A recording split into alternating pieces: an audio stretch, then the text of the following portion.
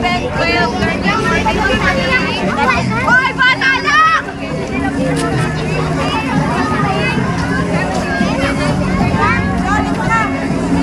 Kaya bukas may simba na po kami bukas.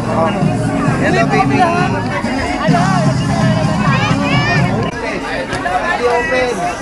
Open. Hello po, magandang umaga, Pilipinas. Ano kayo para maumpisahan na po natin ang ating pong mixing palakuna. Ayan, hindi palakuna na po. So, magandang umaga po sa inyong lahat. Okay, tuning in English. So, sabi po namin kahapon, kami po ay meron po sa inyo. Si Brother Eddie, si Joel Villanueva, kilala niyo rin po? Dapat po, kilala niyo po ang ating testament. Okay, pero hindi po yun ang ating punto. Lang po namin sa inyo introduce ang amin pong pastor. Siyempre po, sa bawat iglesia, meron kami. Sa aking pagdasin ang nagkakaisa, laging sama-sama, magkakapatid. Kahit may problema, ang nagkakaisa, laging sama-sama, na magkakapatid. Kahit may problema,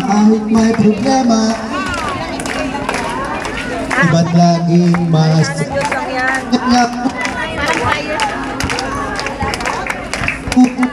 laging may galak sa tuwin. Minsan pa mas mabilis. Napakaligaya at may sayo po yan sa aking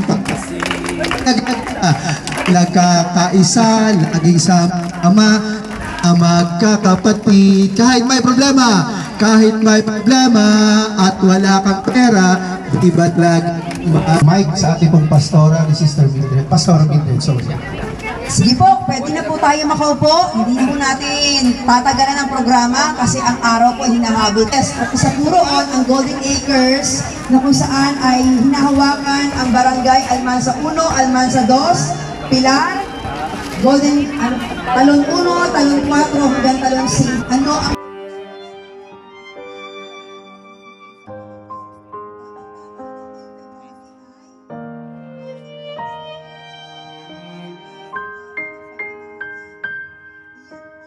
Hi, Ate ang Katie. isang bagay siguro na naitanim at aming naunawaan at naintindihan, kaya kaya nating ipahatid or din ang pagmamahal sa ating kapwa. Ang unang-unang dahilan kung bakit merong ganitong gawain at nakakayang gawin, dahil kami hong lahat ay mga tumanggap din ng totoo at tunay na pagmamahal. Mahirap kasing gawin ang isang bagay na May mga sister. hindi tayo sa puso mo eh. Hindi tayo hahayaan. Amen. Pero ang nagbunsod po sa amin noon, kami po ay nakadama rin. Pulpot na lang, lahat tayo po ay nilalang ng Diyos. Yes. Mapalad po tayo sapagkat dumaan ang more than 3 years na ang pandemya. 2020, 4 years na pala ngayong March, di po ba? So, 4 na taon na tayo po ay nalampasan natin yung napaka-tinding trahedya. Hindi lamang sa aming dito gustong maging anak ng Diyos. Siyempre, gusto natin yan. Kapag tayo po, ano ba ang requirements para tayo ay maging anak ng Diyos? Ang sabi ng Biblia, ang nakakalungkot ay ang lahat ng tao tawagin po kayo, walang sisingit, di mo ba? Dahil wala ring mandadaya, di po ba? Kasi nature ng isang tao ay makasalanan. Pero Meron pa lang, kaya pa bang patawarin? Yes! Kung tayo po ngayong umaga ito, lalapit sa Diyos, hihingi ng tawad, magsisisi, gaano makatindi ang kasalanan po, hindi lamang nilalang. Alam niyo po ba ang Diyos, hindi lamang siya manlilikha ng langit at lupa ng buhay niyo. Ang Diyos din po ay tagapagligtas. In John chapter 10 verse 10, pumunta ako sa lupa, I have come to give you life and have it more abundant. Ng pag-asa, bigyan ang buhay natin ng panibagong maginhawa, bigyan ang buhay natin ng kapahingahan, bigyan ang buhay natin ng kapayapaan. Iyan ho ang layo ng ating Panginoon, kaya siya po ay bumaba sa lupa. Ikilala kita bilang Diyos, Panginoon, may akda, may lalang, mapagmahal, at maraya akong gatat. Pumasok ka sa aking buhay bilang Panginoon at sariling tagapagligtas. At sa umaga pong ito, tulungan niyo po ako mabuhay, lumakad sa gitna ng iyong kalooban. Tulungan niyo rin po ako mapanap sa inyo, magpala sa inyo, Diyos, upang lalo ka pa nilang makilala sa mas malalim at personal na kaparaanan. At sa umagang ito, sa aming kalagitnaan, kung meron man po nangangailangan o meron matinding problema, itaas niyo lamang po ang inyong kanang kamay. Kung kayo po ay meron pinagdadaan ng matinding problema at pakiramdam niyo sa inyong sarili wala ng pag-asa, o maaaring meron man kayong kasamahan, mahal sa buhay na merong sakit karamdaman, itaas nyo lamang po ang inyong kanang kamay, simbolo ng inyong pong pagtitiwala, pagkilala sa kapangyarihan ng Diyos na pwedeng gumawa ng himala. Ang Diyos po ay hindi lamang tagapagligtas, ang idantay mo po ang inyong pong kapaghimalang kamay sa kanilang mga pamilya, miyembro ng kanilang pamilya na meron sakit karamdaman, maging meron sa aming kalagitnaan, kung meron man po kayo sakit karamdaman, manampalataya po kayo na si Jesucristo ay nagpapagaling. Si Jesucristo ay gumagawa ng himala. Panginoon, ngayong umaga pong ito, patunayan niyo po na kayo ang Diyos ng himala, na kayo ang Diyos na kamanggagamot, na kayo ang Diyos na kumakalinga sa lahat na nabibigat ang lubha. Iyan niyo po na kayo po ang patuloy na yumaka.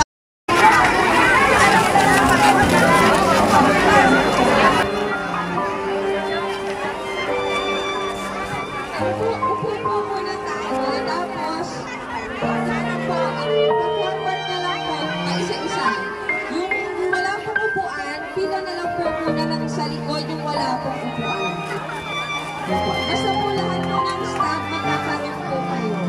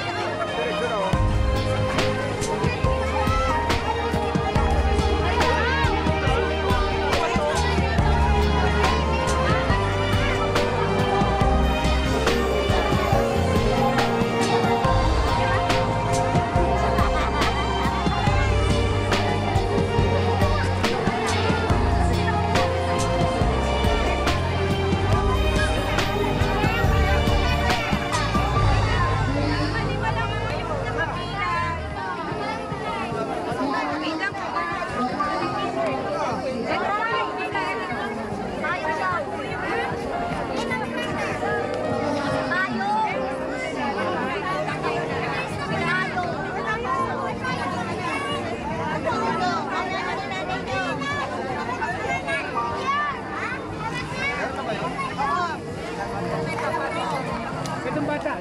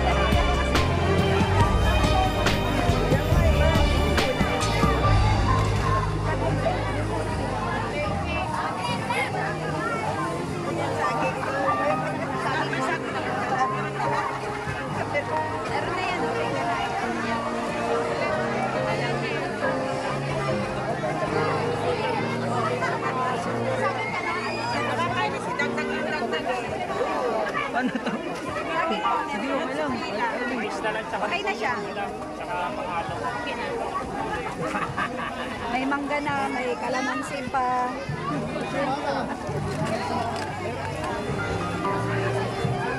Meron na, meron na.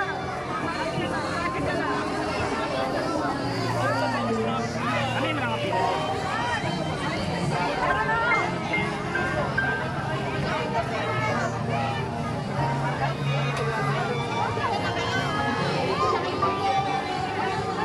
Tingin dito. Hello, Almansa Ono. Almansa Ono.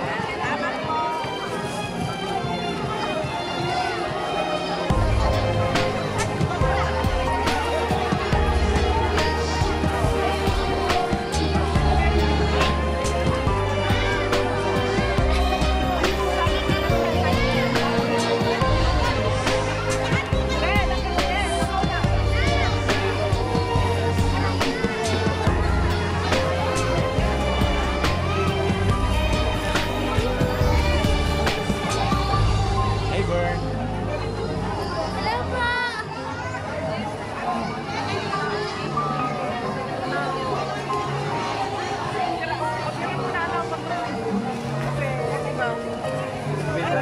Dalawa lang. Mabenta pa rin daw mo ito eh.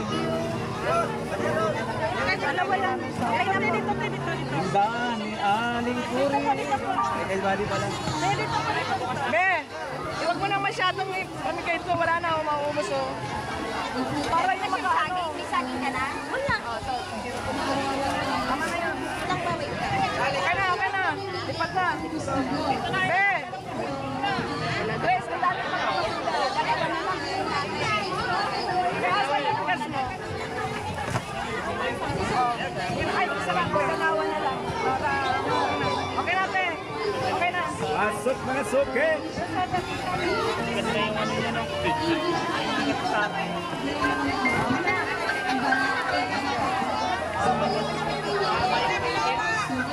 Mga suke, pasok lang! Pasok mga suke!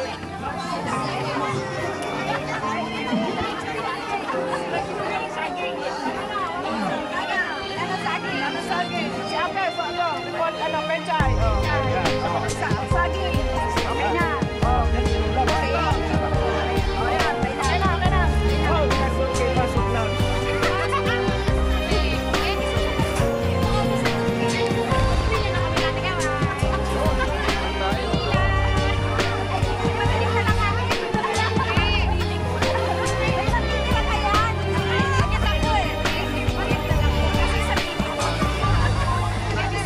Ilalabas mo na ngayon. Ayan, sa upper lang.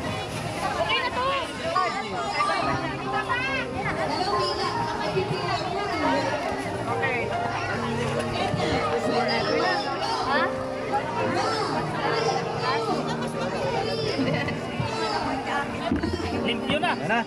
Taob na. Okay na, isa-isa na lang saging, Kel. Para man lahat magkaroon.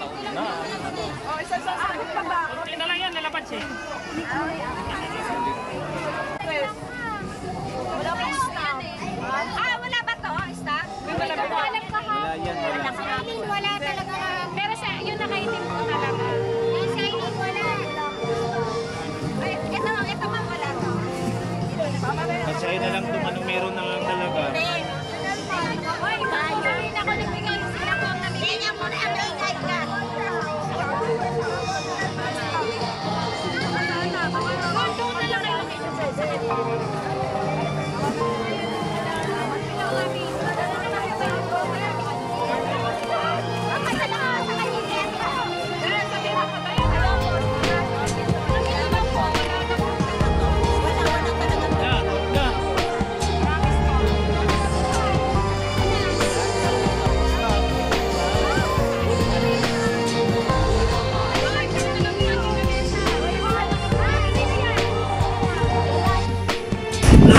So ayan, thank you Lord. Natapos din ang aming Family Pantry dito sa Perla. So may pauwi na. Thank you.